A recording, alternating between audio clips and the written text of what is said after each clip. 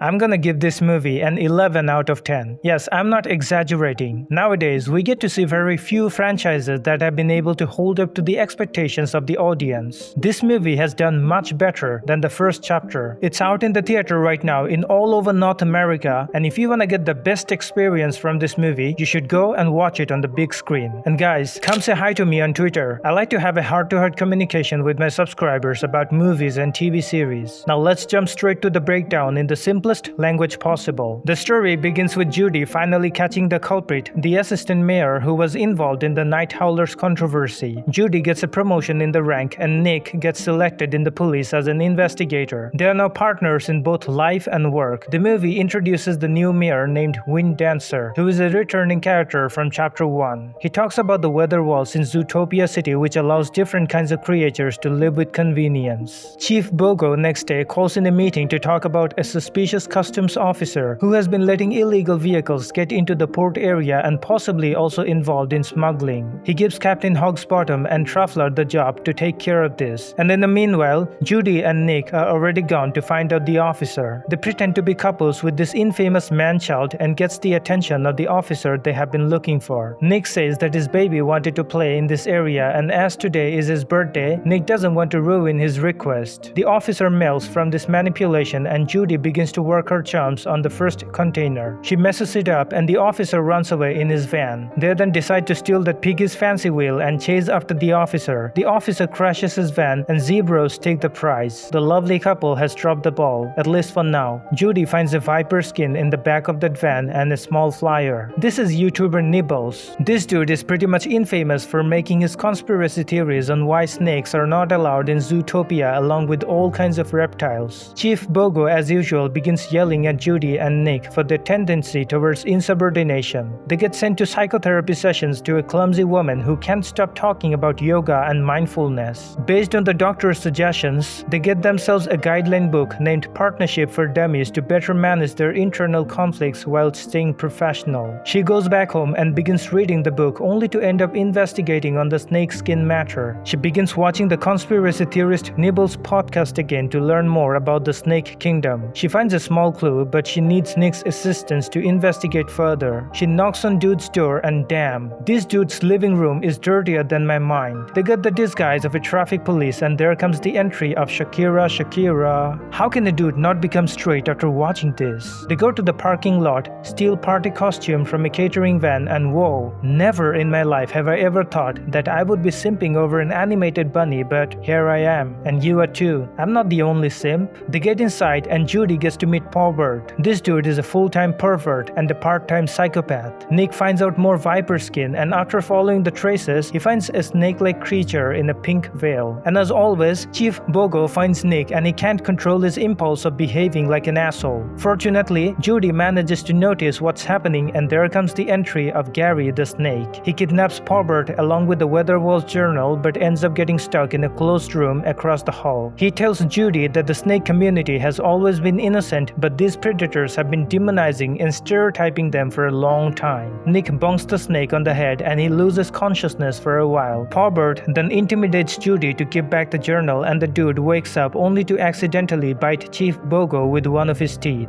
The asshole deserved every bit of it. Anyways, Paubert tries to frame Judy as a criminal working with the snake and when these piggy officers were about to charge in, Gary the snake vanishes without a trace. Judy and Nick also manage to jump out but the danger is not over yet. A limo appears out of nowhere and these guys get kidnapped. This is Milton, the father of Paubert. He is the one who has put Wind Dancer as the new mayor of the city. He threatens the mayor that if he fails to get the snake along with those two fugitive police officers, he will lose his position faster than he can ever imagine. Nick breaks the carrot phone of Judy saying that they are now being actively tracked by the IMEI chip inside the phone. So it is risky. Two wolves open the trunk and drag them to a warehouse. And there comes the entry of Don Zuto Corleone, aka Mr. Big, and his beloved mistress. They're trying to help, especially Judy, to get a new identity to hide from the city as fast as possible. But Judy argues that she must have to find out the Snake City to expose the real truth from the propaganda.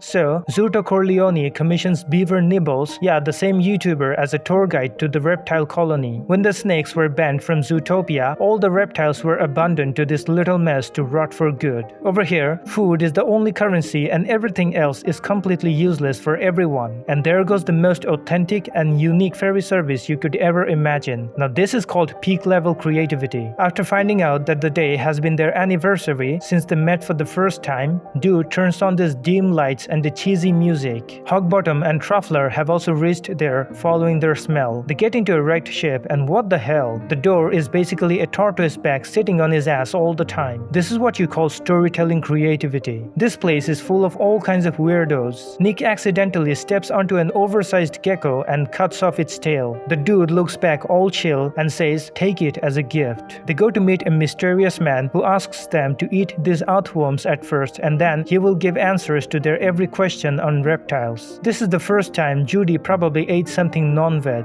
After a while, he begins to say that back in the past, the snakes and mammals used to live together in peace until one day a mysterious murder took place and snakes were permanently banned from entering Zootopia along with all other kinds of reptiles. This is when the minions of Chief Bogo arrive in the shipwreck. Dude gives them a boat and says that he is putting his fate on both of them in finding out and exposing the truth. After his brief motivational speech, he just runs away. Dude is Jesus. Gary comes out of nowhere by surprise and steals the book. Judy and Nick begin to chase the snake while screaming that they just want to help, not arrest. Three of them jump into the water tunnel that actually ends outside the main city. Nick realizes that Judy will run out of breath if she keeps going on like that. So he stops Judy and grabs onto a tunnel gate with their dear life, and boom. Judy pretends as if she needed no help from anyone, claiming that she could have lasted much longer in the chase if she was not interrupted. All of a sudden, they find the zipper bag of Gary, and Judy works her detective instincts on them. They find two mountain goats, and based on the information given by them and the things inside the zipper bag, Judy connects the dots to the top of the mountain where a hideout for snakes is supposed to be situated. While climbing up the rope, Judy gets into an argument with Nick, and eventually Nick ends up losing the carrot pan, which was a memorable gift from Judy almost 1 year ago. Judy is now heartbroken to see the gift getting wrecked into so many pieces, and there comes Hogsbottom. There are three things in life you cannot outrun: Uncle Sam, your death, and this guy. After a thorough investigation, Judy eventually finds out some newspaper cutouts about what exactly happened on the day of murder before the snakes were permanently banned. Nick tries to say that sometimes it's not worth playing the hero because the result is not worth the trouble. Judy disagrees that it is always worth fighting for the justice of the unheard community, and they can make a difference. The mountain goat police ambush them by surprise. This is when Gary appears out of nowhere. He is now under the safety of Paubert. This twisted asshole has manipulated Gary into believing that he has understood his mistake and willing to make amends for it. Judy gets arrested for treason against Zootopia. Paubert drives in the desert and takes shelter in a tent which belongs to him. At night, Gary looks at the journal and begins describing everything about exactly what happened that day. The entire idea of building the Zootopia city where diverse creatures can live together in weather walls belongs to the grandmother of Gary. She wrote and patented that idea and then went to the grandfather of Paubert for investment support. Instead of giving the woman her due credits, Old Man plots a dirty plan. He tears apart the first page of the note, gives himself the credit, and then kills his guard tortoise with snake venom to make a plot that snakes have become rabid and biting innocent mammals everywhere. Fortunately, the original patent was saved by the tortoise, and Gary's grandmother kept it in her house. Gary makes a map of the exact place where the original patent can be found, but they have to infiltrate the weather wall facility for that. Nick has been arrested for treason. He finds nibbles inside the facility. Dude is pretty handy with his bunny-like sharp teeth. They get caught red-handed for jailbreak, and while running for an escape, their path crosses with the previous mayor of the city. The woman has been living in quiet luxury. The entire jail becomes a madhouse. Criminals take all the cop cars and run away from the facility. This is when Nick gets the idea of calling in the fastest driver in the city. And you got it right, the sloth master. Nick calls for the receptionist of the station to find out the location of Judy. Dude at first hesitates but agrees anyways, only out of friendship. He uses the tiny man's computer to track their location and tells Nick everything. Judy and the team accidentally run into Shakira.